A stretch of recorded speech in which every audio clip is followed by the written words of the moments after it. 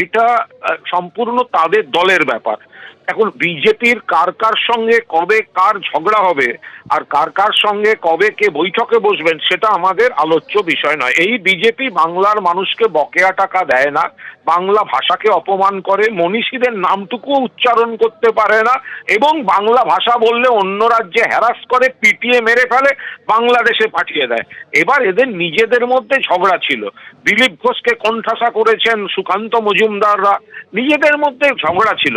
এই ঝগড়া ছিল, এই ঝগড়া আছে, এই ঝগড়া ভবিষ্যতেও থাকবে।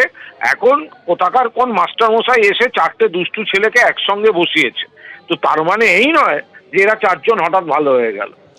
বাংলাতে একটা প্রবাদ আছে, মরণকালে হরিনাম, আপনারা শুনেছেন। বিজেপির মরণকালে এখন দিলীপ নাম, আমি এইভাবেই দেখছি।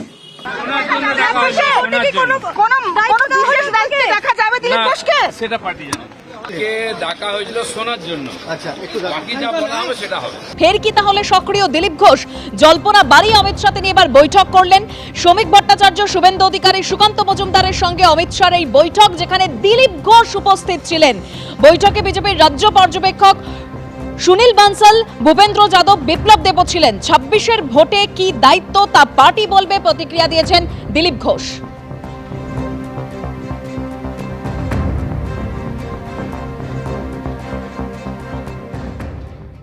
দিলীপ দা বহুদিন পর দলের সাংগঠনিক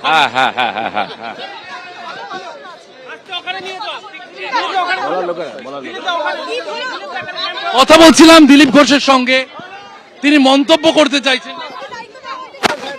শোনার জন্য ডাকা হয়েছিল, শোনার জন্য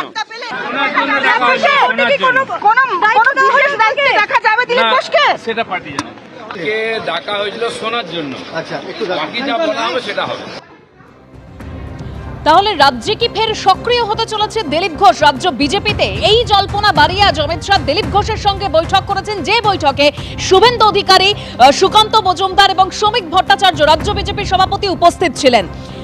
এবং সেই বৈঠক থেকে অর্থাৎ কার কি দায়িত্ব সেটা একেবারে তিনি স্পষ্ট করে দিয়েছেন। তিনি বিধায়কদের যেরকম বলছেন যে সক্রিয় হতে হবে নিজেদের এলাকায়, সেরকম সাংসদদেরও তিনি একই বার্তা দিয়েছেন। আর এ নিয়ে তৃণমূলের রাজ্য সহ সভাপতি জয়প্রকাশ মজুমদার কি বলেছেন শোনাবো আপনাদের।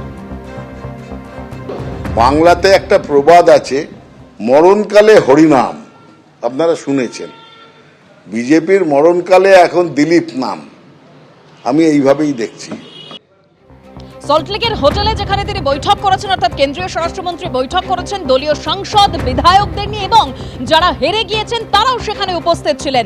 প্রত্যেককে তাদের নিজেদের কাজ একেবারে বুঝিয়ে দিয়েছেন কেন্দ্রীয় স্বরাষ্ট্রমন্ত্রী অমিত শাহ, কারণ সামনেই বিধানসভা নির্বাচন। এবং তার স্পষ্ট বক্তব্য, গতকালই যিনি যেটা স্পষ্ট করে দিয়েছেন যে এবার পশ্চিমবঙ্গে বিজেপির সরকার আসবে, 2/3 সংখ্যা গরিষ্ঠতা নিয়ে বিজেপি ক্ষমতায় আসবে, সেটা মানুষ ঠিক করে ফেলেছেন। এবিপি আনন্দ, এগিয়ে থাকে, এগিয়ে রাখে।